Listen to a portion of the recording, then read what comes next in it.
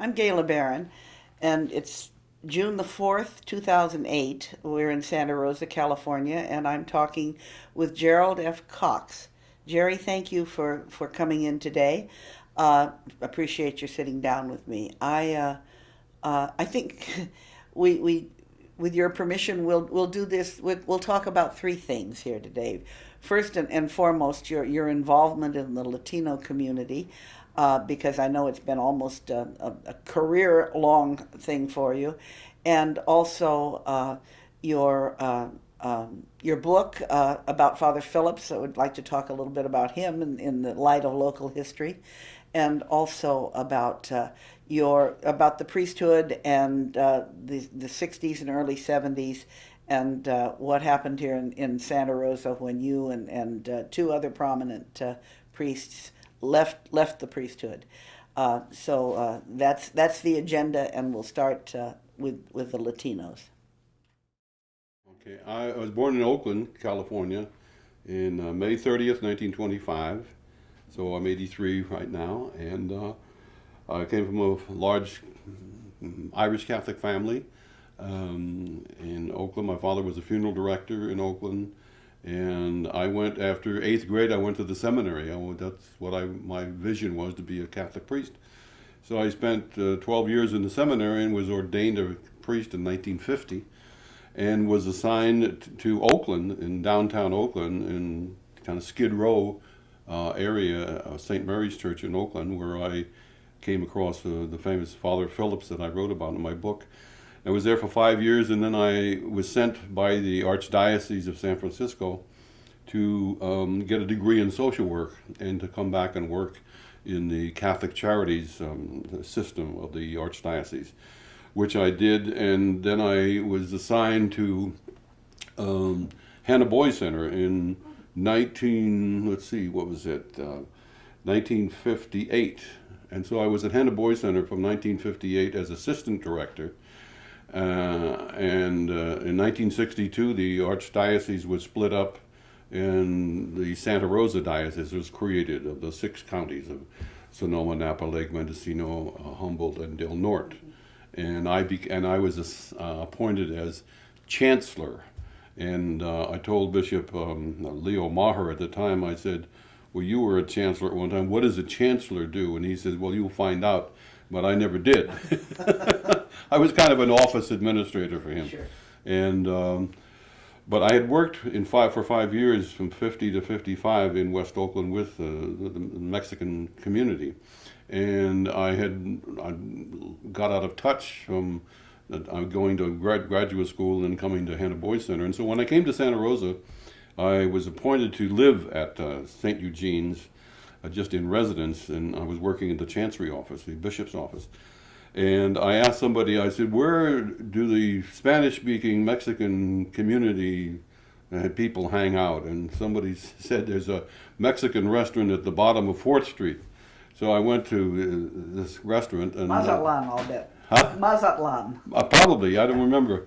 And then I saw in the paper, there was a notice of a George Ortiz, a social worker from the Department of Social Services, was teaching English classes in Healdsburg.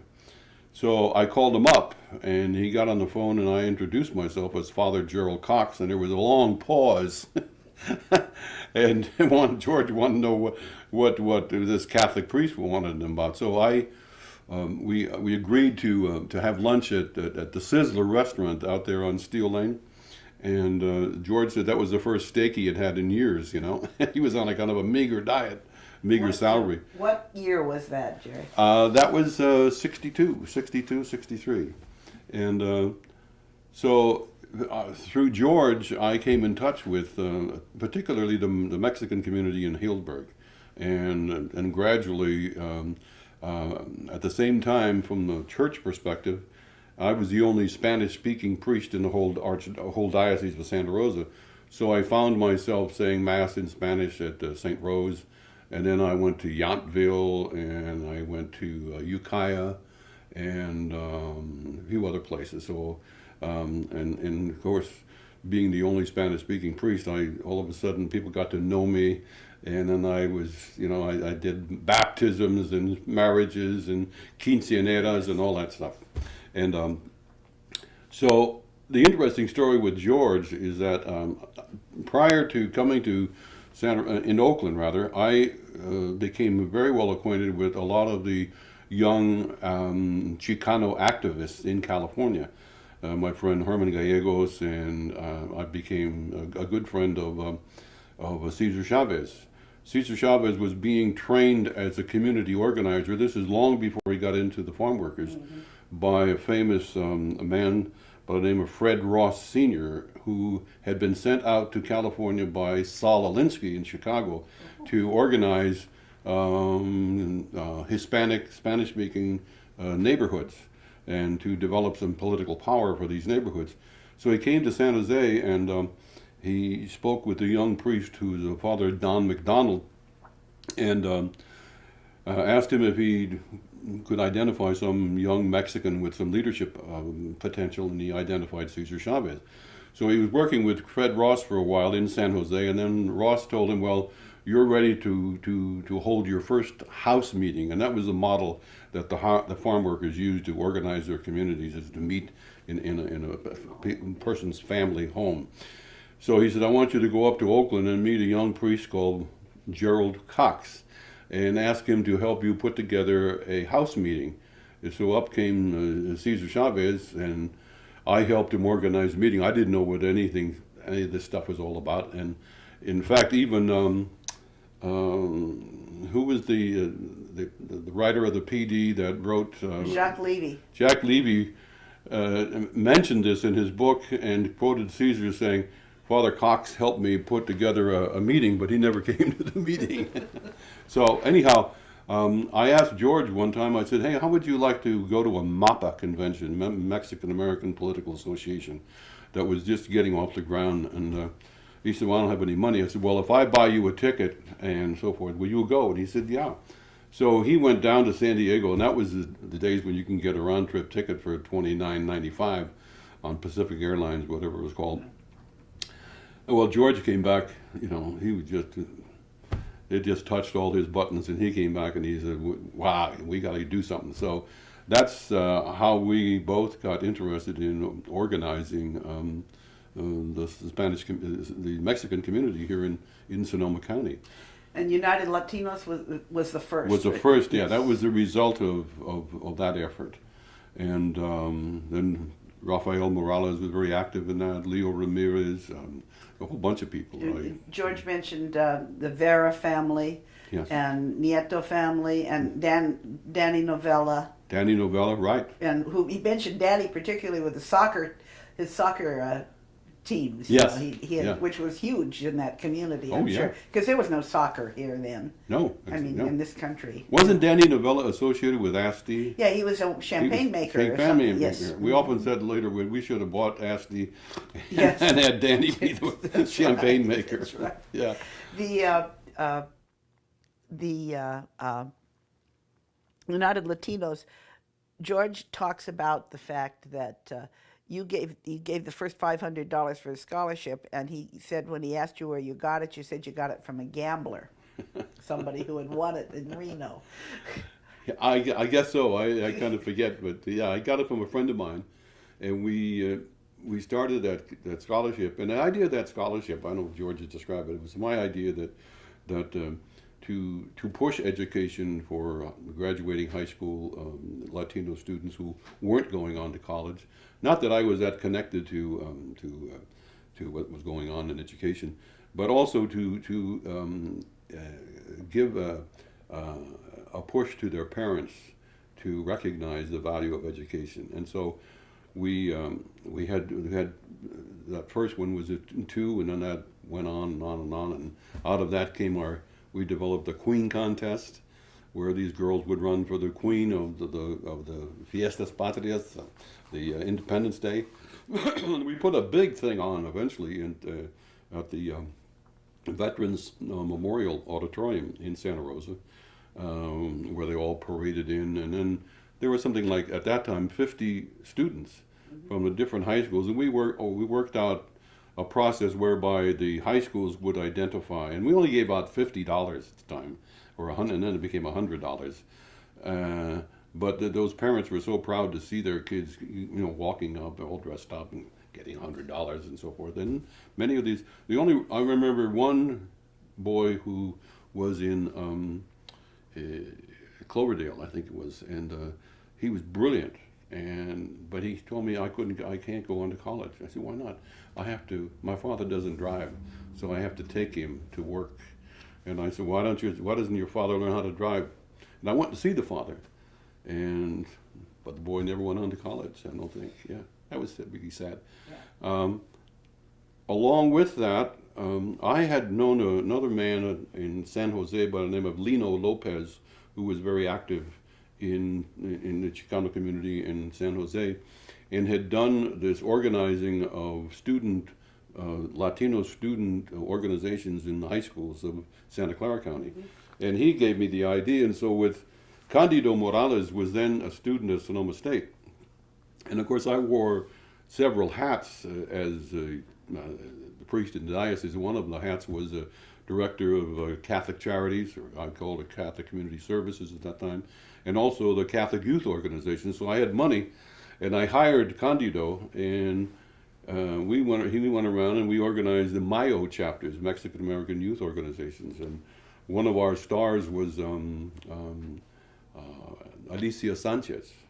And Alicia tells a funny story that one of the things that we did every year was, I had friends of mine in Mexico City, and we chose one student who would go to Mexico City and stay there for a month and just go around and see all the wonderful things that a student could see in Mexico City, all the museums and archives and so forth. Her father was a baker, and he went to work early and slept late, and so her father said, no, you can't go. And so she said, my father won't let me. So Mr. Murphy, the Spanish teacher at Santa Rosa High School, Jack Murphy, and Alicia went to her father and woke him up, and she said, Papa, the Padre's here to see you. And so I got up, and so I pleaded with him. I said, this is an opportunity. She said, okay. So she went. And so I haven't seen her for a long time, but we became real. She's still around. She's still around, I know that, yeah. Yeah.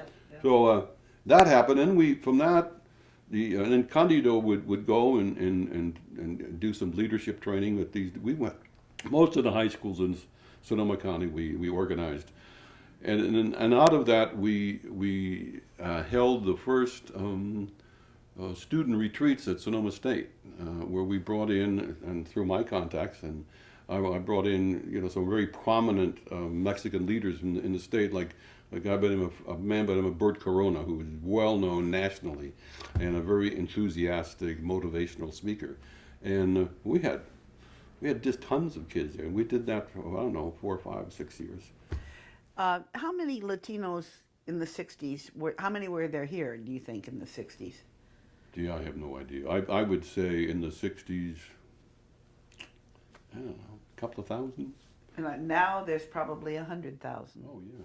Easily. That's what George said, is 103,000. 22% of the population, which is 600 and some thousand.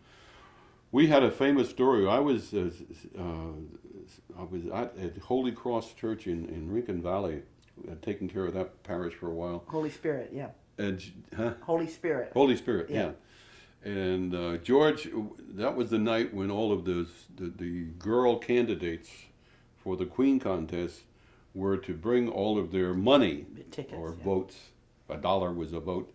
And they had and Bill Salazar was a real estate man up in Healdsburg.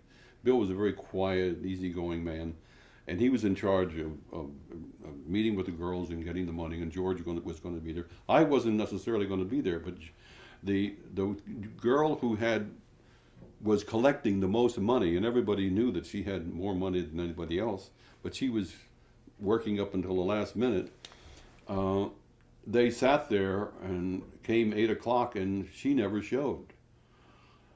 Finally, she shows up late, and so George and these girls said, "What? It's after 8.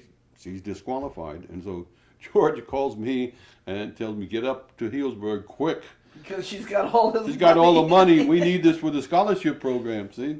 So up I go, and this is a riot, and we sit down, and so I got talking. I said, girls, this is for the community. It's for scholarships. It's for kids like you to go to college and blah, blah, blah, And besides that, we're all good Catholics and good Christians, and, Jesus told us to love each other and forgive and so forth. So how many girls, I want you to raise your hand, are going to support, Esmeralda?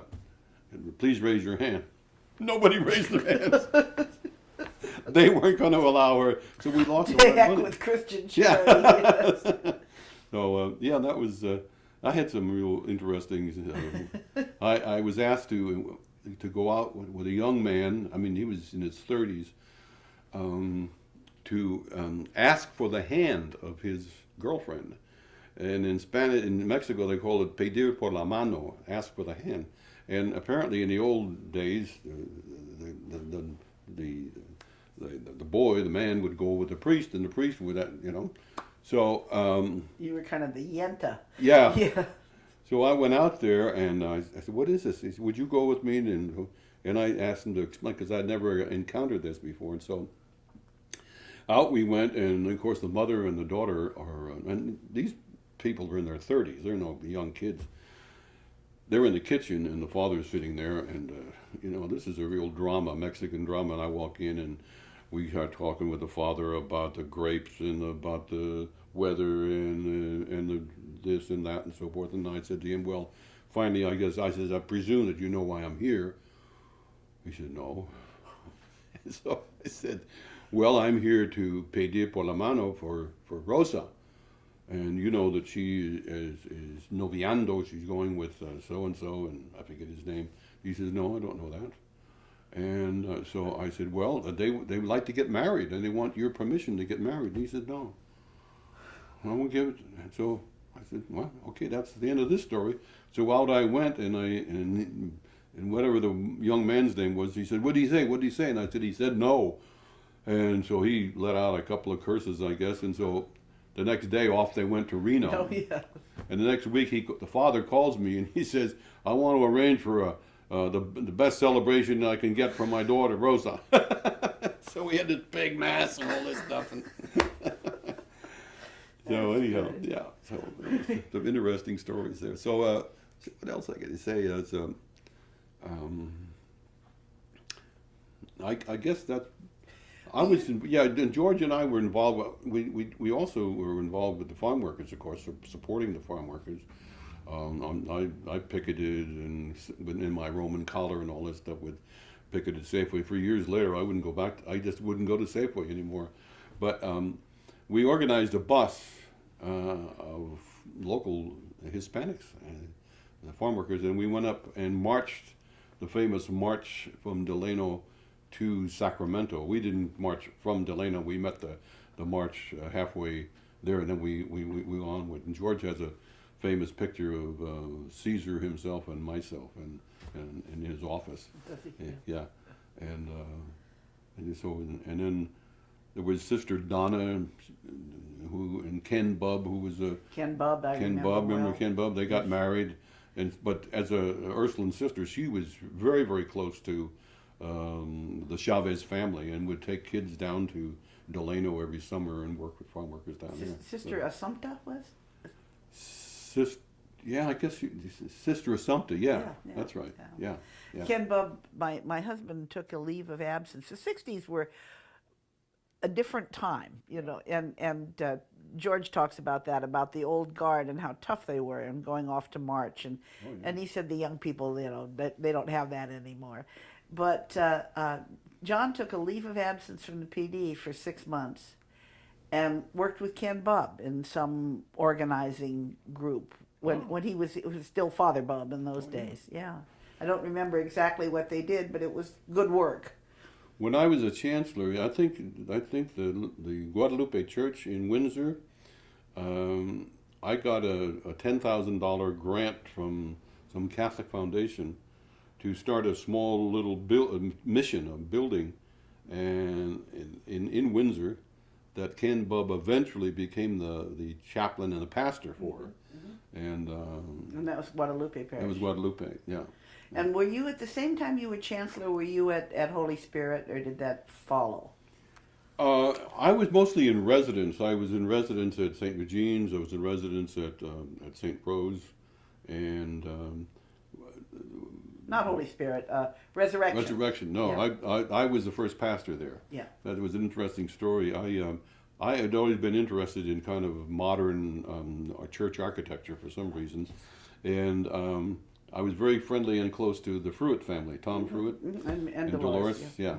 And Tom and I used to talk about, and I'd get books and show him stuff and so forth. So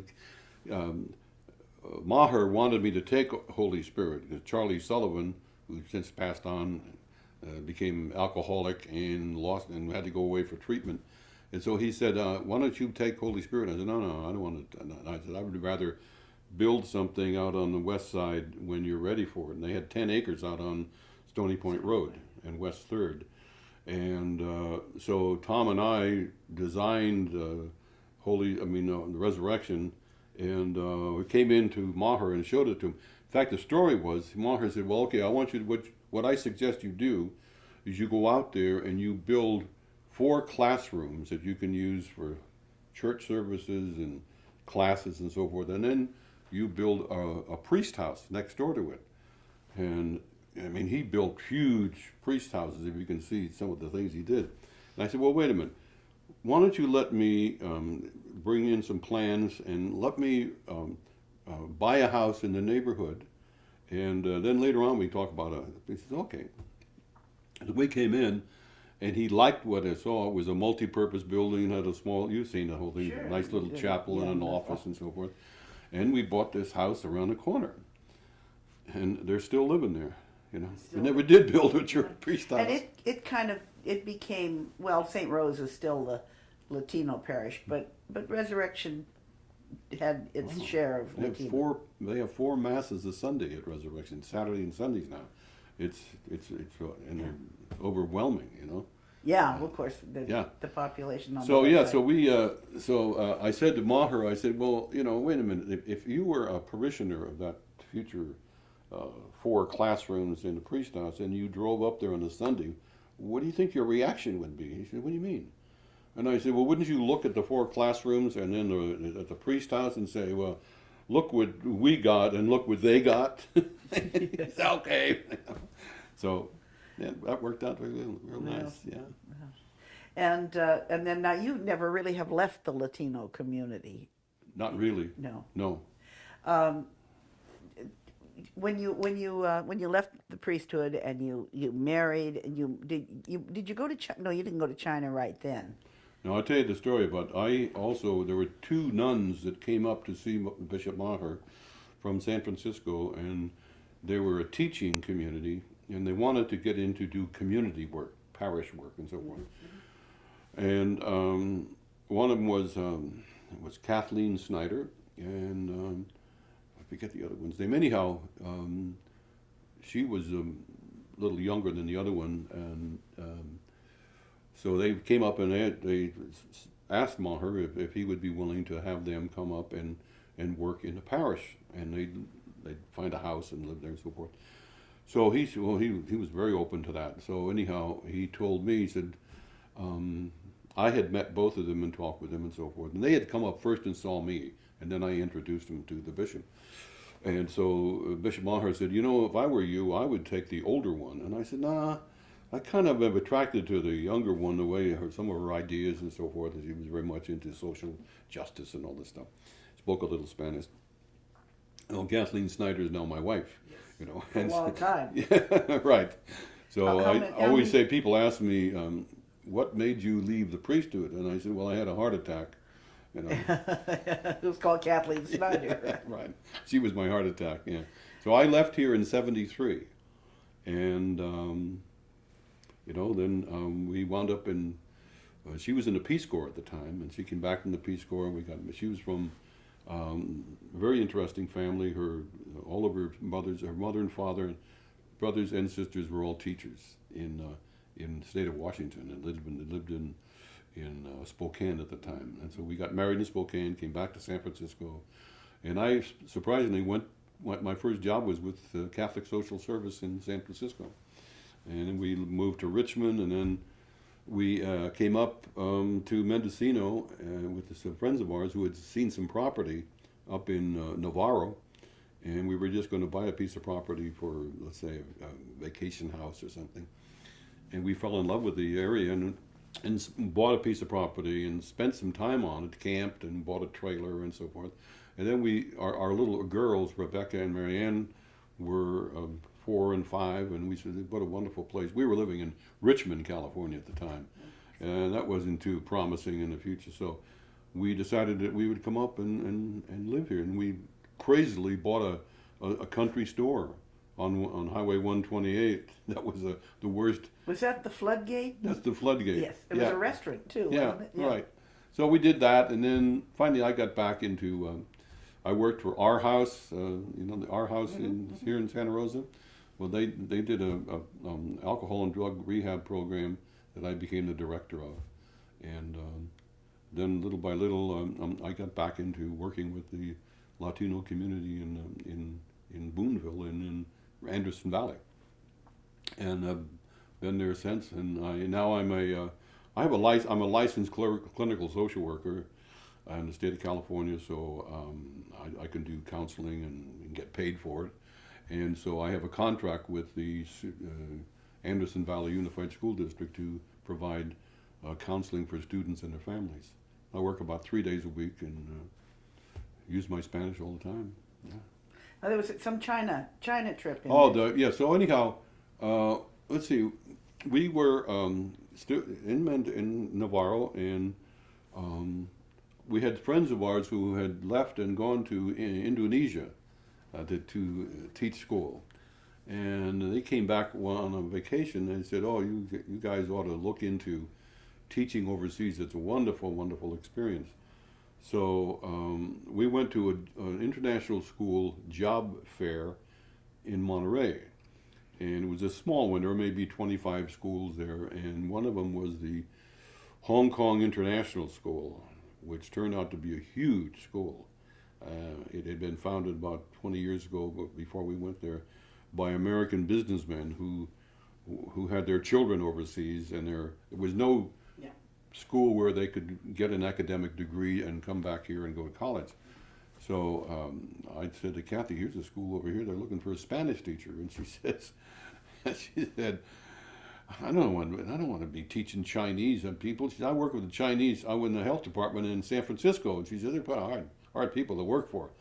So anyhow, it didn't turn out that way. So she got the interview, and we went over there. We were over there for 4 years. We had a wonderful time. Wonderful, wonderful time. It was in Hong Kong before the takeover, the handover, and we traveled all over Asia. And the school would bring our daughters over, and they would stay with us for the summer, and then we'd we'd go to India or Taiwan or whatever, Vietnam. Yeah, we had a great time. Great. Now your daughters are grown. My daughters are grown. Rebecca is our oldest, and she's now Rebecca Maureen. Kathy is her father was Jewish, and she identified very strongly with the Jewish component of her family, particularly her grandmothers and aunts. And her father later became a Catholic, but for a long, long time, her mother was a very strong, small little woman from Montana, from an Irish family, cowboys and ranchers and so forth. And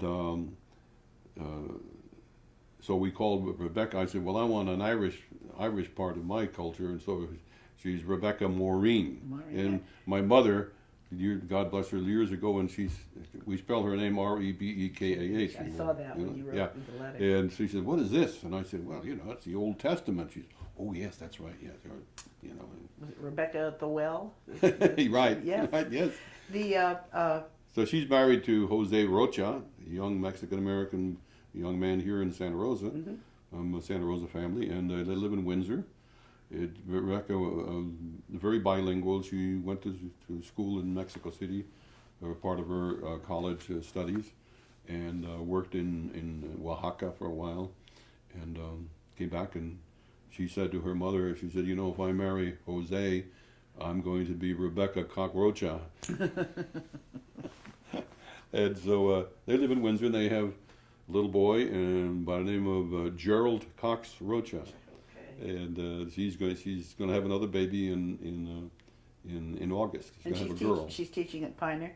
She's teaching it. I don't know what she's doing now. That's a possibility of her going to Pioneer. She's been working with the Santa Rosa Unified School District as an bilingual outreach coordinator. So the beat goes on. Yes, yeah. And now Marianne is your other? Marianne's my other daughter. Marianne's lives in Ukiah. She's married to a young man by the name of Kevin Doble. The Dobles are a Santa Rosa family. Oh, the old Doble Carr family? They're engineering, Doble Engineering. Oh, yeah, okay. Yeah, Sebastopol and so forth. Yeah, so that's their family. Yeah, and they have a little boy, and she just had another one. A little boy by the name of Cadence. He's 3, and she just got another one by the name of Milo John. Milo, yeah. Okay, that's great. So the girls are real close. We see each other a lot, and yeah. That's great. Yeah. Let's talk a little bit about that era, the early 70s, when you and then Louis Persano and then Ken Bubb and, as I said, the buzz around town about, particularly among the Catholic community was, where are all our good priests going? Because you were a Monsignor. I was a Monsignor. So was Persano, was he not? No. No. And I know Bubb was not. Yeah, no. Ken Bubb belonged to the religious order of priests called the Precious Blood Priests. Yeah, Cardinal Newman. Cardinal yeah. Newman, right, yeah. And Persano was with you at Resurrection. Persano and I were at Resurrection, yeah, and that was an interesting story.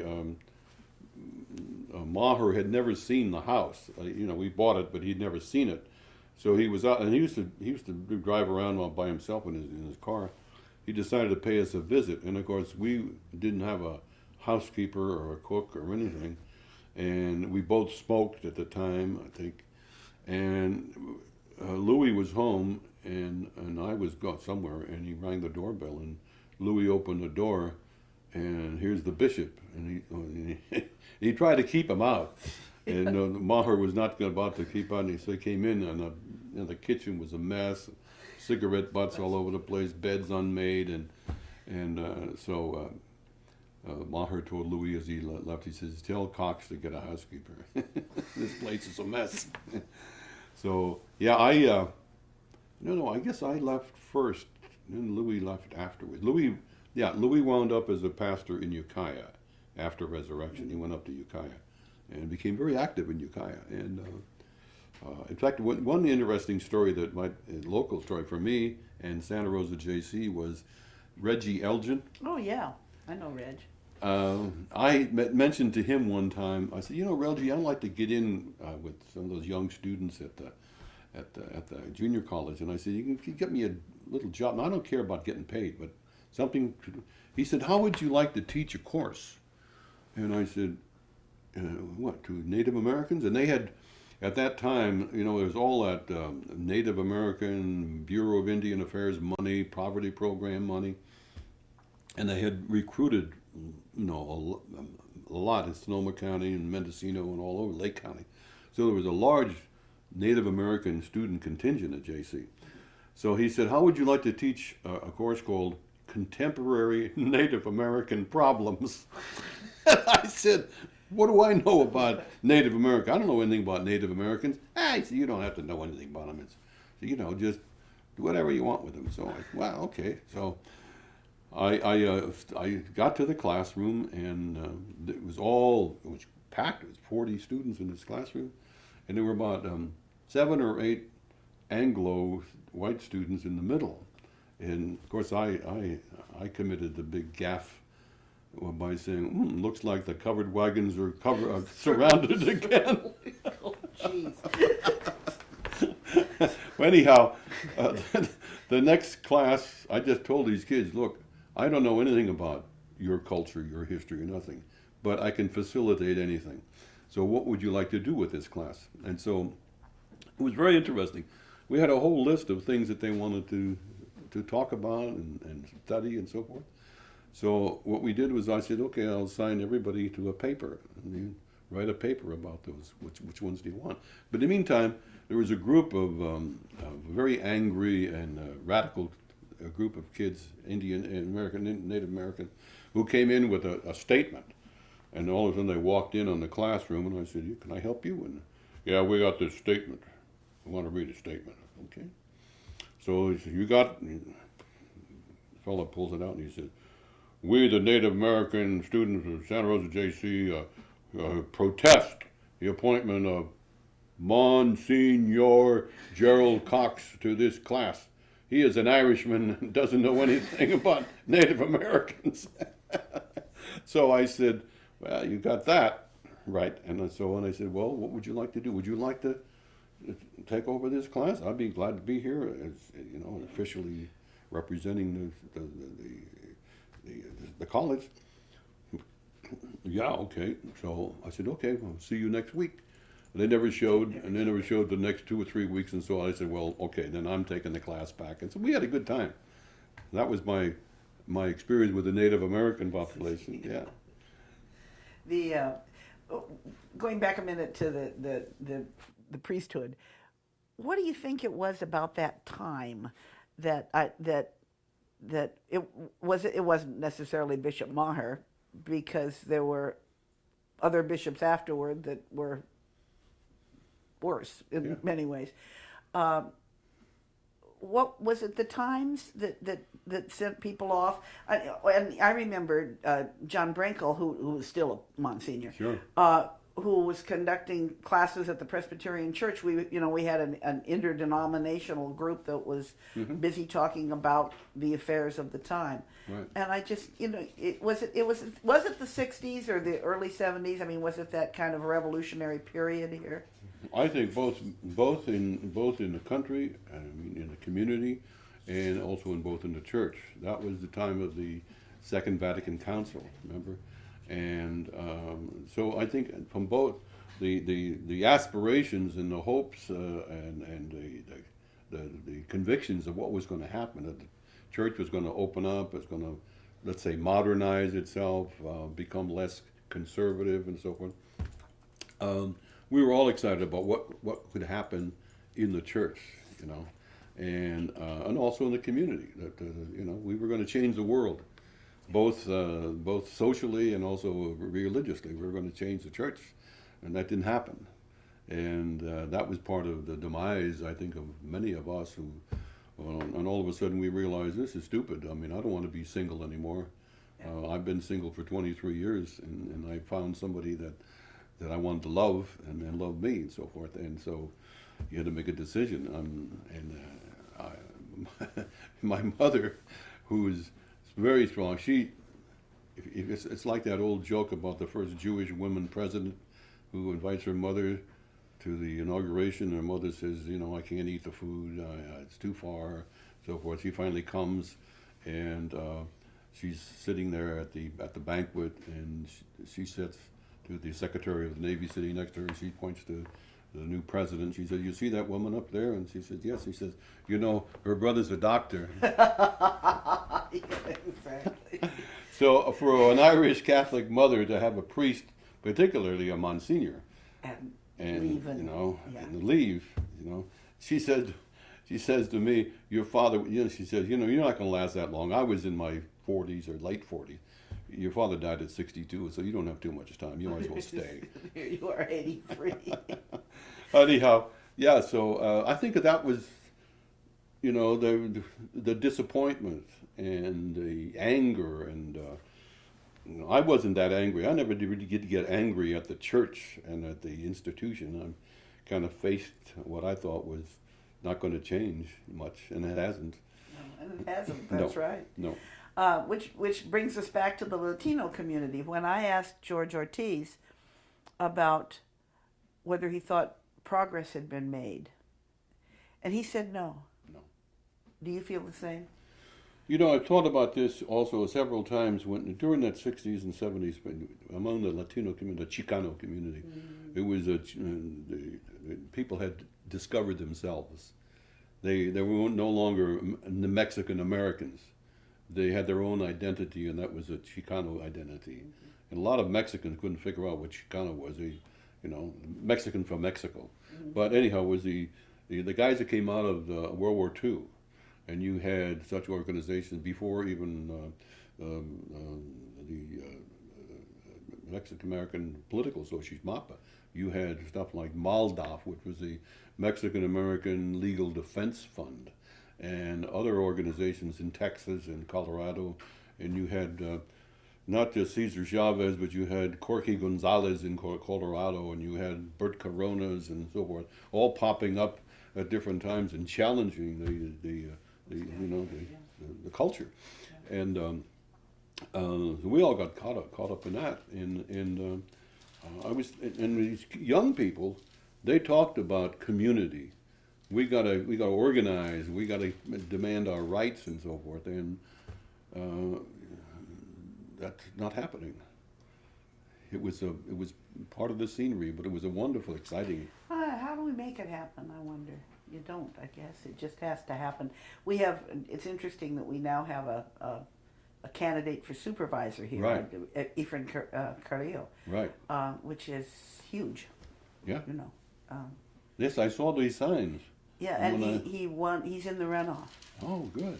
So he got more votes than anybody. So. Wonderful. Yeah, I saw these big orange signs along the highway or along the road somewhere. Mm-hmm. Yeah, and so at least up in Anderson Valley, I guess we're pushing education. You got to get a degree, you got to get training, and so forth. But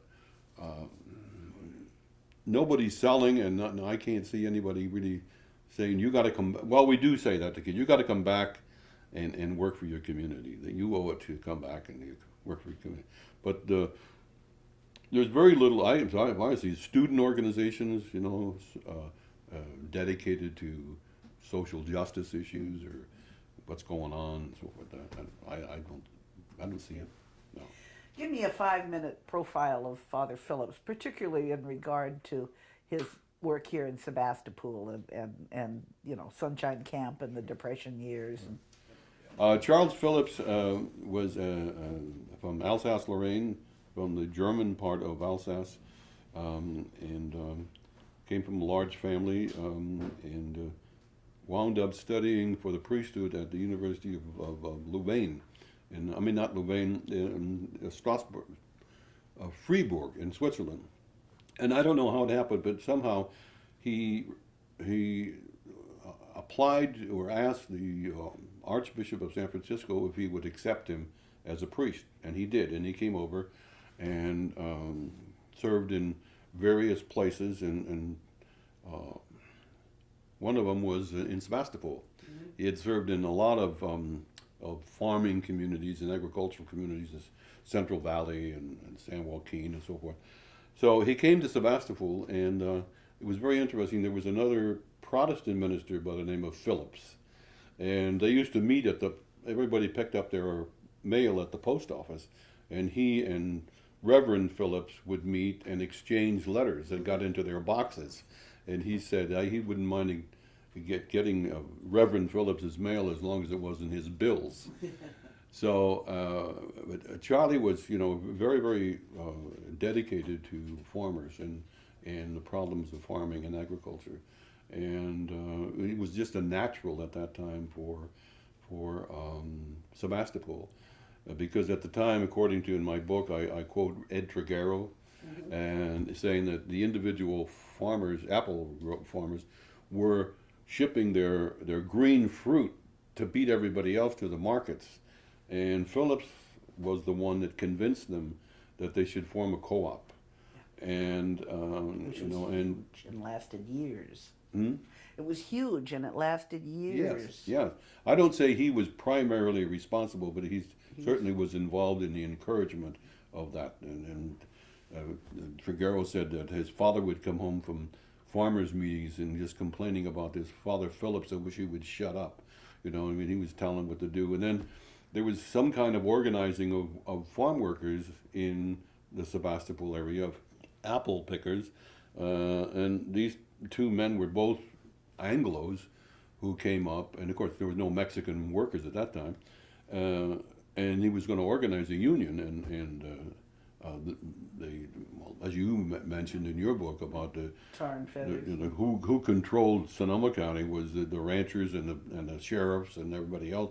Well, they were looking for these guys all over the place, and they were hid out in Charlie's priest house, and so he was there, and then he got involved with establishing a couple of co-ops, grape co-op, one in Windsor and one in St. Helena, and I never was able to trace that history.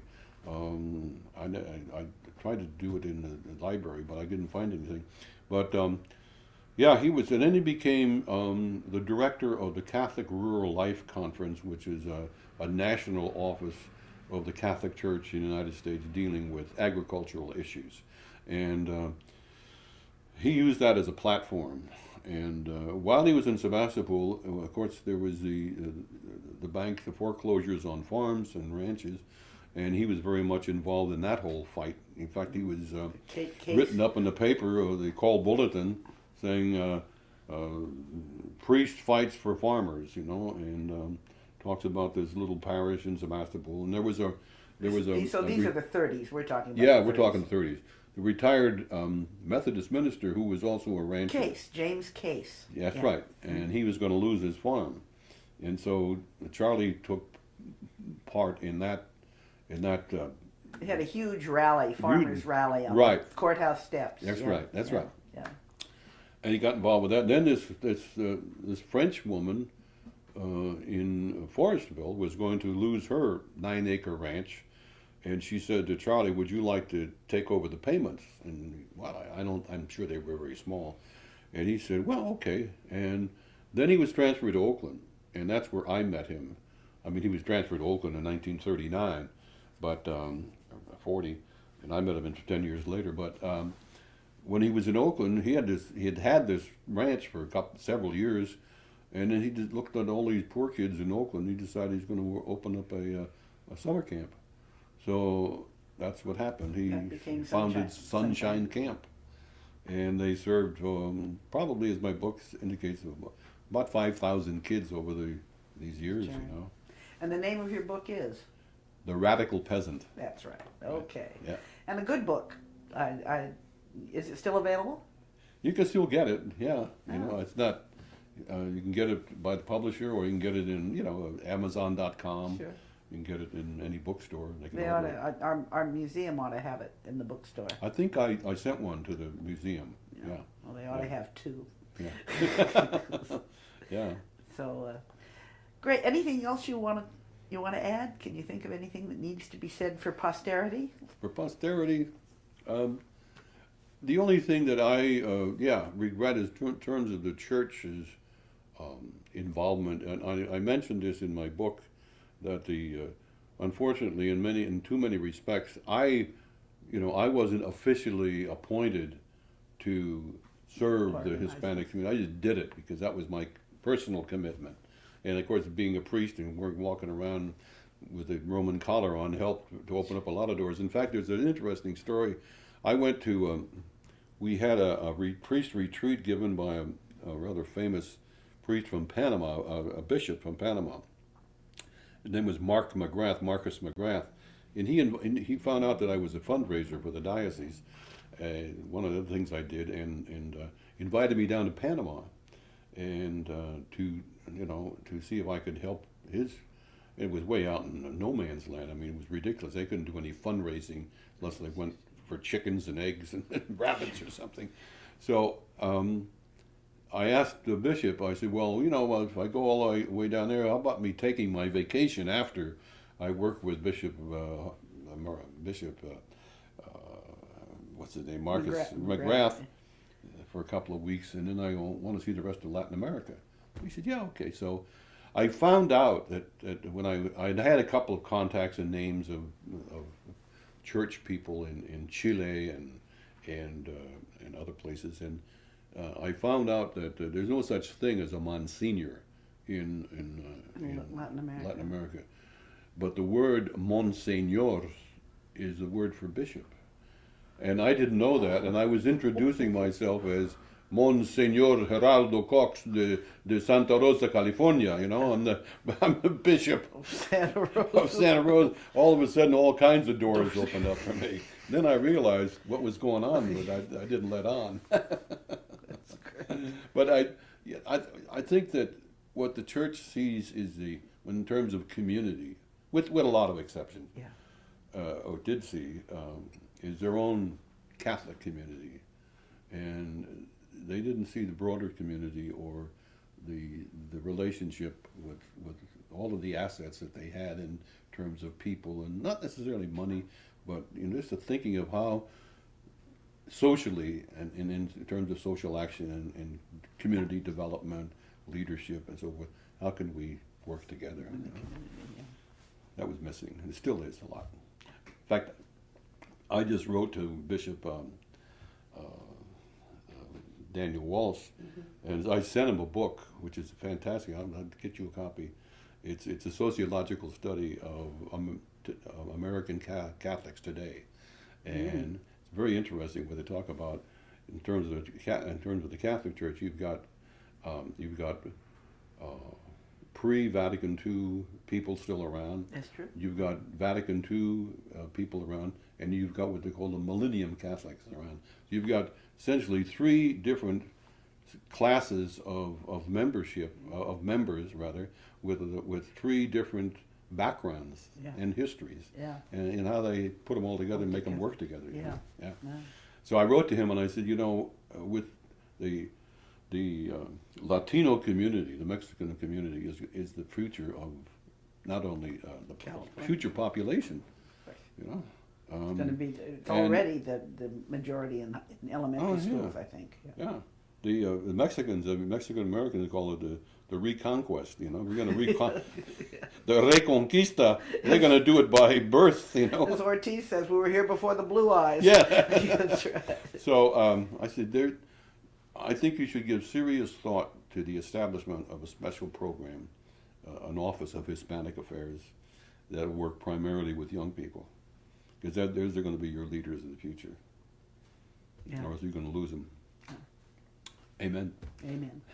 Thanks, Jerry. Thank you. Yeah. Well, okay. Yep. We'll get you a copy of the tape. Oh, great. Send it along. Wonderful. Yeah. Up in my district. Navarro. Yeah. Oh, just some. Was it Philo or No, Navarro. Navarro. Yeah. Yeah. Oh, I'll bet. Well, of course, I grew up at least until I was a sophomore in high school in Humboldt County, so I know a little bit. I know a little bit about that society. Sure. About cork boots on the poles on the porch and that kind of thing. Right. Yeah. So I don't know if I'm going to interview a bunch of people and. Oh, that'll be fun. Put it together. Yeah. That'll be fun. Yeah. Well, now, didn't you have the Boonville Hotel? Well, or the new we had the store, and then our eventual partner John Smith, who came from the famous Schmidt family that had the French Laundry restaurant in Yountville. They came and bought an apple ranch in Philo, and his mother, who was the cook, who was the chef at the French Laundry, started a cooking school, and she's still running that and so forth. So he came and he was looking for a little place to open up a cafe. Couldn't find one, and he came down with us, and we had this 5-year lease, and we were dying on the vine. And so we went into partnership with him and started this cafe, the Boonville, the Floodgate Cafe, which became very popular. And then he and his dad went, and the Boonville Hotel had been closed down for a number of years. That's after Charlene and. That's right. Yes. Yeah. Have you ever been to their place in Ashland? No, but I've heard about it. Well, we go. We have friends who knew them at Chez Panisse because my college roommate was Lindsay Shear, who was the pastry chef at Chez Panisse. Yeah. And we go to Ashland every year with the Shears, and so we always go to see Vern and Charlene and have dinner at New Sammy's. And they have just remodeled it, if you can believe that. They've built a new kind of dining room because it was such a, it was an old service station. Yes, that's what I heard. You could barely find. Is it in Ashland? It's actually in Talent, which is just north of Ashland on the old road. They're doing fairly well, I guess. They're doing very well. Yeah. Yeah. She's a fantastic cook. And new Sammy is Sammy that they named it for. Their son is now in college. And, Oh, you yeah. know, so it's. They had a colorful history. And They certainly did. In they fact, locked, they locked the door. and went away. I was a little bit leery about going in there the first time, about how they would receive me, because I had written about I see. leaving people, Yeah. leaving wages unpaid, and well, they went to France and they waited out there 7 years and then came back because they couldn't come back to California. No. Well, you know, I went there one time, and her father was managing the bar there and so forth, and I said, I'd like to make a reservation for two.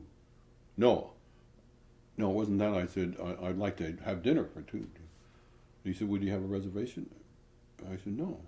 Well, I'm sorry. He said, well, you can't eat without a reservation. And the place was empty. Well, and we make, to go to New Sammy's up there, we make reservations 3 months in advance. Oh, sure. Because it's a little tiny place, although it's bigger. Oh, I now. see. Up there. It's bigger. Well, in Boonville, toward the end of their session, if you ordered a bottle of wine, you know, nobody would sell them any wine. They would run across the street to the store and Buy a bottle. get the bottle and bring it back. Yeah. Well, it's a piece of work. Vern has built a separate building for his wine cellar, and he's got all French. It's pretty fancy. Oh, well, have you seen the Boonville Hotel? Not for a long time. Oh, you should. If you're ever up that way, we please go up let that us way. know. And Yeah, that'd be. it's fantastic. Every room is designed differently, and it's all handcrafted furniture, metal, and everything. It's beautiful. Well, you know, you talk about not having a reservation.